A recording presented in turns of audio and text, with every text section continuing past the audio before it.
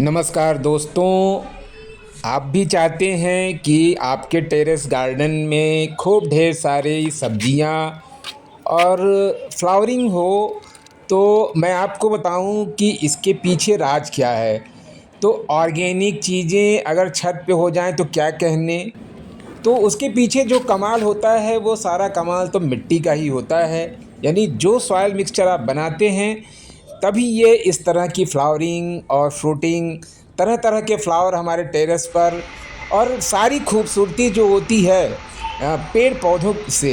तो उसके पीछे जो मेन रीज़न है वो ये है कि जिस तरह का सॉयल मिक्सचर हम तैयार करेंगे उस तरह से हमारे प्लांट्स भी डेवलप होंगे।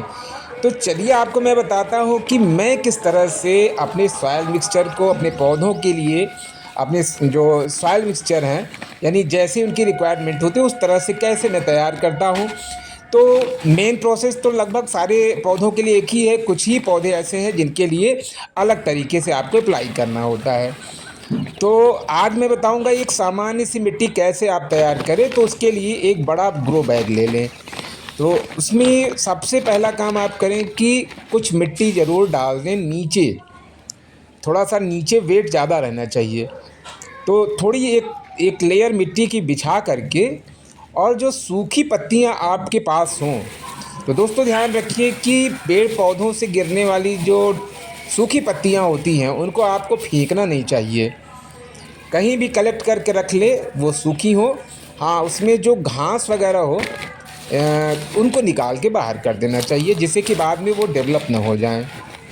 तो सूखी पत्तियों की एक तह बिछाने से एक फ़ायदा ये होता है कि इससे क्या होता है ना कि एक्स्ट्रा वाटर का पर्कोलेशन हो जाता है। और फ्रेंड्स, सीजन के हिसाब से अगर आपके पास सब्जियों की छिलके वगैरह हैं तो उनको भी सुखा करके आप रख लें पत्तियों के अतिरिक्त। यानी पत्तियां तो आप सुखा कर रखें ही, ये जो छिलके होते हैं ना ये बड़े कमाल के होते हैं। तो आप देख रहे हैं कि अभी देखिए ठंडी के समय में खूब मटर के छिलके निकल रहे थे। तो मैंने उनको छत पे डाल दिया था, बिछा दिया था, और ये इस तरह से सूख गए हैं। और भी इस तरह से करता रहता हूँ। तो इनको बिछा करके, और अब क्या है, एक लेयर फिर से मिट्टी की परत इस पर बिछानी है।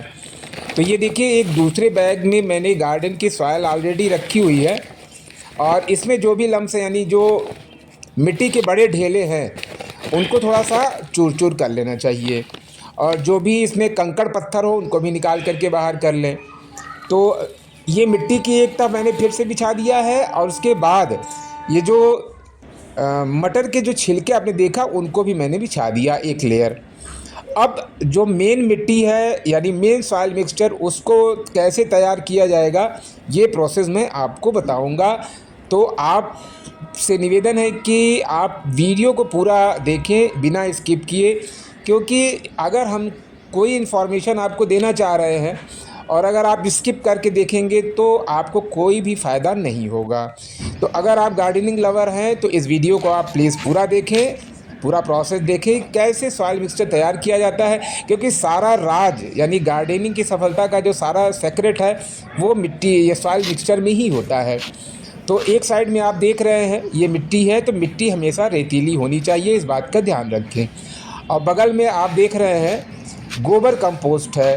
तो गोबर कंपोस्ट एक नेचुरल डीएपी और एनपीके, नेचुरल एनपीके है, यानी उसमें नेचुरल नाइट्रोजन, फास्फोरस और पोटास तीनों की मात्रा होती है। आप क्या करेंगे कि इसमें थोड़ा लकड़ी की राख मिलाएंगे। लकड़ी की राख क्या होता है, एंटी माइक्रोबियल, एंटी फंगल होता है, और इसमें डाल देने से इसमें चींटियाँ भी नहीं आती हैं। साथ ही साथ माइक्रो न्यूट्रिएंट्स भी इसमें पाए जाते हैं। फ्रेंड्स, आप देखिए मैं इसमें एक बहुत सी सस्ती सी चीज़ डाल रहा हूँ। ये है चौक। मार्केट में आपको चौक मिल जाएगा। तो जितनी मिट्टी आपने देखा उसके हिसाब से एक लंबी वाली जो चौक होती है उसको पीस करके पूरे मिट्टी में मिला दें। फ्रेंड्स, कैल्शियम इसमें होता है, तो कैल्शियम का काम ये है कि उसकी रूट्स को मजबूती देना, और जो स्टेम होती है उनको उनकी जो खड़ा रहने की ताकत होती है उसको मजबूत बनाता है ये।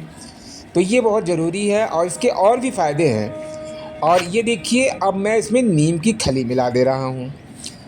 नीम की खली जब भी आप सॉइल मिक्सचर तैयार करें तो उसमें नीम की खली मस्ट है। यानी नीम की खली को अगर आप नहीं मिलाते हैं तो इसका मतलब है कि आपको गार्डनिंग का अभी ठीक से पता नहीं है। तो नीम की खली जो है, जितनी मिट्टी आपने देखा वो एक बड़े ग्रो बैग के लिए थी, तो इसमें लगभग दो दो या तीन मुट्ठी नीम की खली आप ज़रूर मिलाएं। तो ये आपको मार्केट से मिल जाएगी, बहुत सस्ता मिलता है, लगभग 25-30 रुपए का हाफ़ केजी के हिसाब से, या 60-70 रुपए किलो के हिसाब से आपको मिल जाएगा, और ये काफ़ी काम करता है।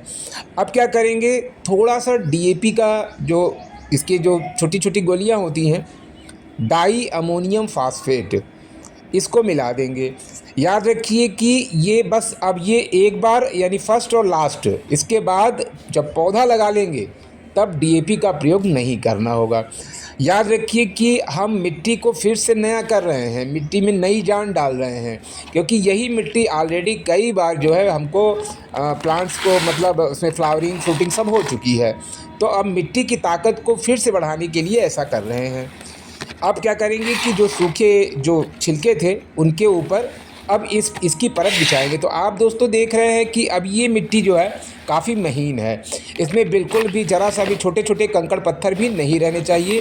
तो ध्यान से इनको बाहर निकाल देना है, क्योंकि ये जो कंकड़ पत्थर होते हैं ना, तो सभी पौधों के लिए उपयुक्त नहीं होते। कुछ पौधे ऐसे होते हैं जिनमें थोड़ा कंकड़ पत्थर का भी इस्तेमाल करना होता है।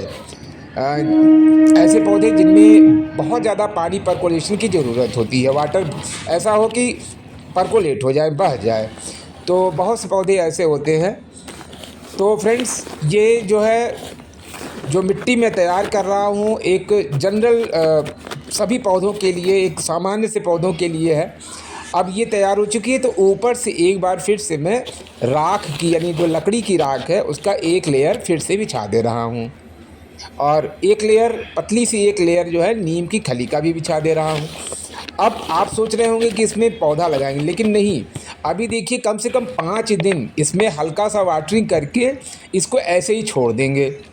5 या 7 दिन, अगर आप 7 दिन छोड़ देते हैं बहुत अच्छी बात है। तो इसमें 7 दिन, लगभग मैक्सिमम 7 दिन के लिए इसको ऐसे ही छोड़ दें, पौधा अभी नहीं लगाना है। हाँ, मिट्टी जो है नम रहनी चाहिए। इससे क्या होगा कि इसकी जो प्रॉपर्टीज़ है वो अपने आप ही बढ़ने लगेगी, कई गुना बढ़ जाएगी, क्योंकि जो चीज़ें मैंने मिलाया है वो आपस में रिएक्शन करके इसकी ताकत को बहुत ज़्यादा बढ़ा देंगी।